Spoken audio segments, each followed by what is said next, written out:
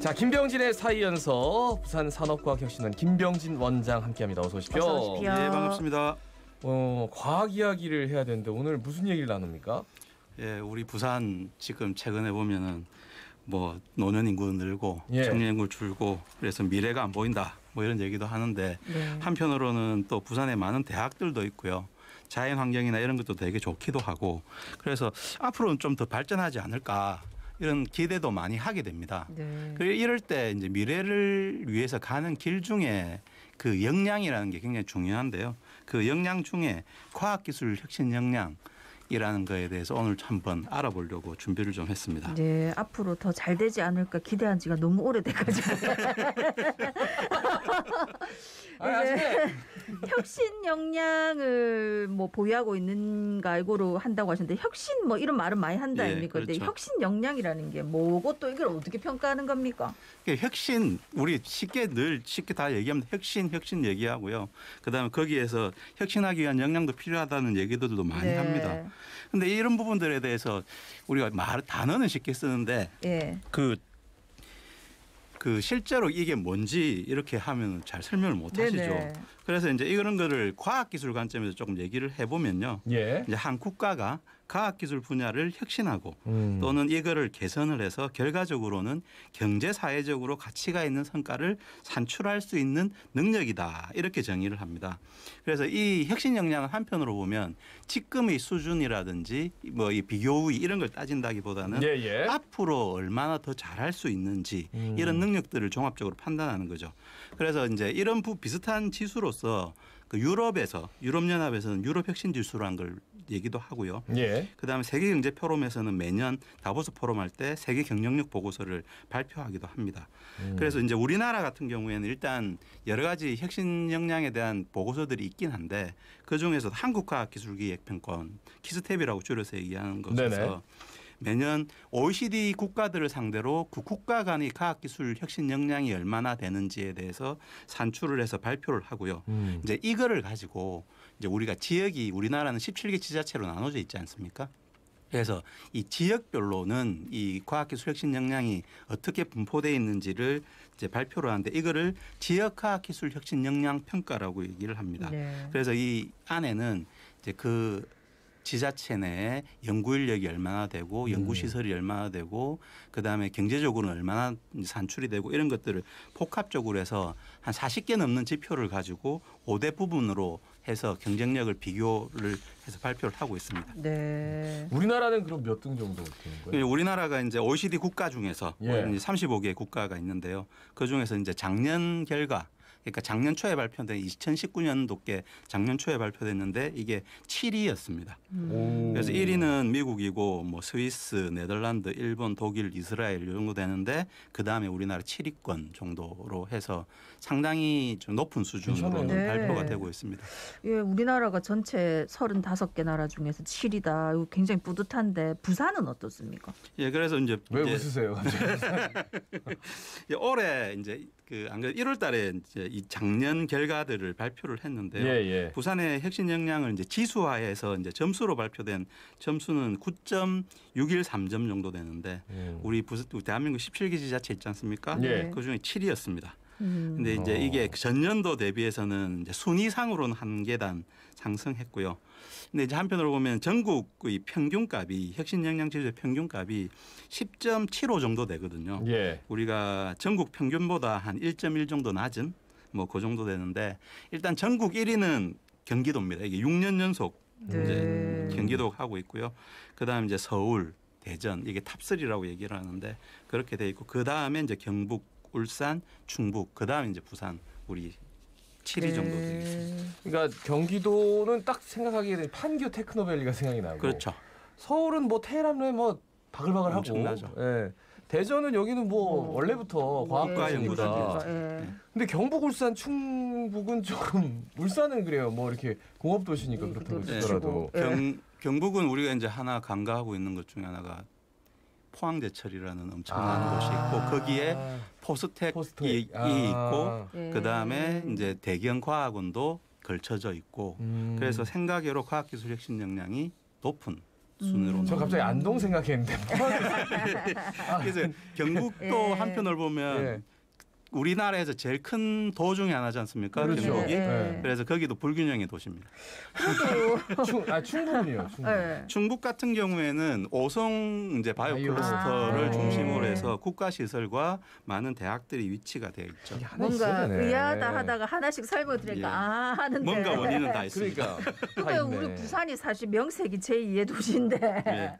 7위면은 좀 많이 낮은 거 아닙니까? 그렇죠. 조금 아쉽기도 합니다. 근데 이제 이 평가의 이 목적 자체가 뭐 순위를 따지는 거 이런 건 아니지만 일단은 우리가 비교상으로 대한민국 제2의 도시가 이런 부분에 7위 거기다 부산에 대학이 그렇게 많고 그다음 연구개발이나 R&D 투자도 많이 한다고 했는데 왜 이 정도밖에 안 되는가 이렇게 조금 아쉽기도 한데 근데 한편으로는 조금 위안 삼을 내용들도 사실은 있습니다. 뭡니까? 우리가 2013년 이후에 그 전국 각 시도의 이 혁신 역량 지수 성장률 증가된 증가율을 보면 부산이 특광역시 서울을 포함한 특광역시 중에서는 증가율이 제일 높습니다.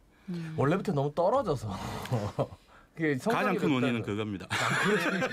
가장 큰 원인은 사실은 그러니까 사실은 부산이 예. 심한 경우에 16개 시도일 때 15위까지도 떨어졌다. 네. 아, 혁신 영향의 지수가. 그래서 13년도에는 13위였거든요. 아. 그리고 2015년도에는 15위까지 떨어졌습니다. 이게 그 해에 무슨 일이 있었는지 모르겠지만 그 해 이후로 15년 이후로 계속적으로 성장했습니다. 15년도 저희 의원이 출범했고요. 과학기술혁신을 위해서. 방금 뭐라 그러신 거예요 지금?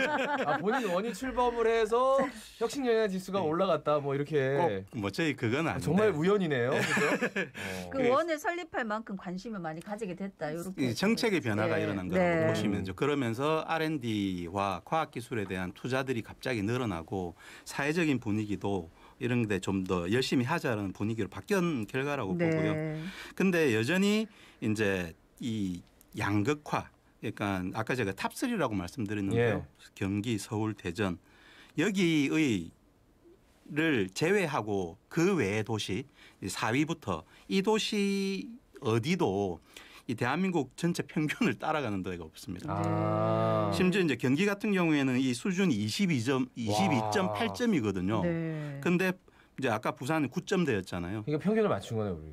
그죠? 평균이 10점대인데 그렇죠. 네. 그 4위인 경북조차도 평균이 되지 않습니다. 네. 아, 그 정도. 그래서 이 수도권과 그다음에 대전에 대한 집중이 너무 크고 과학기술에서도 양극화가 일어나고 있다. 그래서 양극화에 대해서 이제 탑3를 빼고 나면 부산이 그렇게 처지는 수준은 아니다. 이렇게도 말씀드릴 수 있습니다. 그렇지만 부산이 중상위권이라 하더라도 절대적인 역량 수준은 평균 이하다 이 말씀이시죠? 그렇죠. 좀 많이 느끼세요? 상당히 많이 느낍니다. 이게 우리가 이 연구개발 예산이 이제 지역으로 퍼져나가는 수준이라든지 예. 그다음에 그와 관련된 연구소라든지 그 기업들이 분위기 자체가 이렇게 탑3 도시하고 그 외의 도시하고는 엄청나게 차이가 많이 나게 됩니다. 예. 그래서 탑3에 있는 기업과 연구소들은 한편으로는 더 먼 미래를 위해서 준비를 하는 것들이 많고요. 그다음에 저희 부산 같은 이런 데의 기업들은 당장 먹고 살 거에 집중하죠. 근데 지금은 워낙 세상이 빠르기 때문에 한 칸 앞을 보는 사람보다는 10칸 앞을 보는 사람이 성공할 확률이 훨씬 더 높은 거죠. 그렇죠. 그래서 서울 경기 쪽에 그다음 대전 이런 데 AI 이런 걸 많이 하는 거고요. 우리는 여전히 다른 코딩을 하고 있는 거나 마찬가지로 보시면 됩니다. 그러니까요, 좀 뭔가 근데 정말 이해가 되는 게 우리도 뭐 첨단 산업단지 만든다고 예. 하지만 판교 테크노밸리를 과연 이길 수 있을 거라는 물음표가 들고 서울은 뭐 그냥 다 있으니까 대전은 이전부터 과학의 도시라고 할 정도로 국가가 대덕 엄청난 연구단지부터 투자를 해가지고 예. 카이스트 뭐 다 있단 예. 말이에요. 그러면 여기서 뭐 새롭게 국가에서도 만약에 국비를 들여서 부산에 그와 기준하는 그와 준하는 정도의 어떤 연구소를 짓는다거나 단지를 만든다거나 이런 생각을 할 수 있을까요? 그래서 이제 지역에서는 끊임없이 정부 출연 연구소의 분원을 지역에다 만들어 달라는 얘기들을 분원을 예, 계속 해왔고요. 본원을 못 옮기니까 예. 이게 뭐 그렇게 하고 오히려 예전에는 그런 게 있었습니다. 정부가 투자를 해서 지자체 연구소 같은 것들을 지역에 만들어 주기도 하고 뭐 그렇게 했었습니다. 근데 그런 부분들이 이어지지 못하고 흐지부지 됐죠. 그래서 우리 시민들도 거의 모르는 사실 중에 하나가 부산에도 지방 과학연구단지라는 게 지정이 되어 있습니다. 부산과학연구단지가 지정이 되어 있습니다.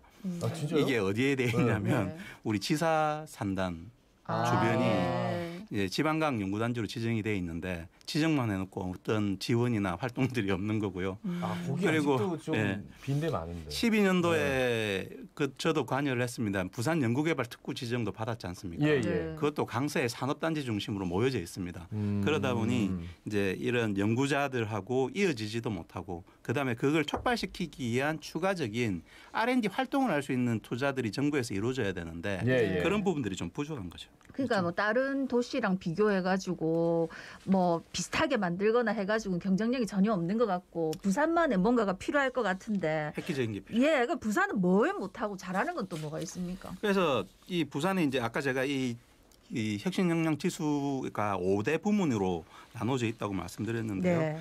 그래서 이 뭔가를 할 수 있는 사람이라든지 지식이라든지 이런 것들이 모여 있는 자원 그리고 이 자원을 가지고 뭔가 새로운 걸 만들어내는 게 그런 활동인데 그 활동이 대부분이 연구개발이겠죠. 네. 그 R&D 투자라든지 이런 것들이 포함이 되고요. 그다음에 이제 이런 것들을 하기 위해서는 사람들이 모이고 교류를 해야 되는데 이제 거기에 이제 관련된 네트워크 항목이 있고요. 그다음에 이 사회 전반적으로 이런 분위기들이 되느냐 아니냐를 따지는 환경 부분이 있습니다. 네. 그래서 이게 마지막으로는 성과로 이어지는데요. 경제적 성과라든지 특허 같은 지적 산출 뭐 이렇게로 이제 구분이 되는데 부산이 그나마 다른 데 비교 우위에 있는 부분들이 있습니다. 일단은 자원은 좀 괜찮습니다. 네. 자원. 예. 자원 그래서 뭐 조직이랑 어떤 게 지식 자원이라든지 네. 그다음에 우리 대학이 좀 있으니까 인적 자원은 탑 수준은 아닌데 네. 그나마 조금 그게 되고요. 그다음에 부산이 또 개방과 협력의 도시지 않습니까? 그러다 보니 네트워크는 전국에서 전국 평균을 상회합니다. 네, 예, 예. 그다음에 우리가 부산에는 그 전국 지자체 중 최초로 과학문화 도시를 선포한 도시입니다. 그래서 과학 창의 교실이나 이런 게도 굉장히 많아서 환경 부분도 부산이 꽤 괜찮습니다. 네. 그래서 중간에 있는 활동들은 괜찮은데 기본적으로 제일 약한 부분이 연구개발 활동입니다. 그중에서 연구개발 투자가 정말 약하거든요. 우리가 국가 연구개발 사업비가 지역에 투자되는 비율은 전국 대비해서 그렇게 낮지는 않습니다. 근데 문제는 민간 투자가 너무 약합니다. 그래서 연구원 1인당 투자 또는 기업 연구개발 투자비 이런 건 전국 14위, 15위권이거든요. 예, 예. 그러니까 이런 것들이 안 되니까 마지막으로 경제적 성과로 이어지지 못하는 거죠. 그래서 우리가 몸통은 되게 좋은데 이 활동할 수 있는 뭔가 먹거리 손에 쥐는 게 없어서 예, 예. 뭔가 새로운 걸 못 가는 그런 이제 문제였습니다. 그래서 이 기본적으로 이제 구성 요소상 불균형도가 굉장히 심하다 이렇게 보시면 좋을 것 같습니다. 그러니까 보통은 처음에는 이전에 과학 그러면은 국가에서 딱 틀을 잡고 예. 막 지원해주고 해외 유학도 보내주고 그 연구원들이 와서 그 뭐 밤새 이렇게 맞습니다. 연구해가지고 프로젝트 만들어내고 이게 했는데 요즘은 대부분 대기업들이 그게 중소기업도 그렇고 워낙 R&D에 대해서 투자를 예. 많이 하니까 기업들이 나서서 이제 R&D 연구를 열심히 그 지역에 거점을 만드는 경우가 참 많은데 맞습니다. 부산이 지금 그만 없다는 말씀이시죠? 부산이 정말 낮고요. 그러니까 전국 평균으로 봐도 우리 국가연구개발비 투자액이 올해 27조인데 이제 민간이 투자하는 게 거기에 3배 정도 됩니다. 근데 부산 같은 경우에는 국가연구개발 투자액이 더 큽니다. 네. 그러니까 민간의 활동이 뭐 엄청나게 작다라고 보시는 게 맞죠. 네. 그럼 앞으로 부산은 뭐 어쩌면 됩니까? 그래서 일단은 정책적으로 이런 것들에 대한 균형을 좀 맞춰야 됩니다. 그래서 우리가 없는 것들을 새로 만들 수는 없지 않습니까? 예, 예. 그래서 저희들이 작년에 고민했던 것 중에 하나가 지금 동남권이라는 곳이 부울경이 원래 한 몸이었지 않습니까? 예, 예. 그래서 각기 다르게 성장했거든요. 그래서 울산은 대기업, 그다음에 경남은 중견기업과 정부 출연 연구소, 그다음에 부산은 대학 이런 식으로 구분이 돼 있었거든요. 이런 부분들을 만약에 지금 당장 부울경이 한 몸이라면 어떨까로 해서 저희가 지수를 재산출을 해본 적이 있습니다. 네네. 작년에 그랬더니 부울경이 전국 평균을 넘었습니다. 아. 즉 원래 만들어질 때 우리가 지자체로 성장할 때 부울경은 각기 다른 역할로 서로 연계돼서 있었던 원래 한 몸이었던 거죠. 그래서 과학기술혁신연구장도 그렇게 각기 다른 영역에서 분산돼 있다. 그래서 이런 것들을 하나로 묶어주면 새로운 거에 투입 없이 서로와 연계만 시켜줘도 지금보다는 훨씬 더 나은 미래를 만들 수 있는 혁신 역량을 가질 수 있다. 이렇게 좀 분석이 됐습니다. 새롭게 투자를 해서 뭐 만드는 거 쉽긴 하지만 현실적으로 어렵지 않습니다. 네. 네네네. 그래서 현실적인 방법들은 이 뭐 행정 통합을 상관없이 네. 이런 과학기술 혁신 역량들이 서로 이어지는 게 제일 중요하다. 이렇게 보죠. 그러니까 공공기관 특히나 이제 어떤 연구원의 분원을 내려보내는 건 이 관에서 하는 것도 중요하지만 예. 일단 생태계를 만들어야 되는데 그렇죠. 규모를 키우고 예. 그렇죠. 부울경이 하나가 되고 예.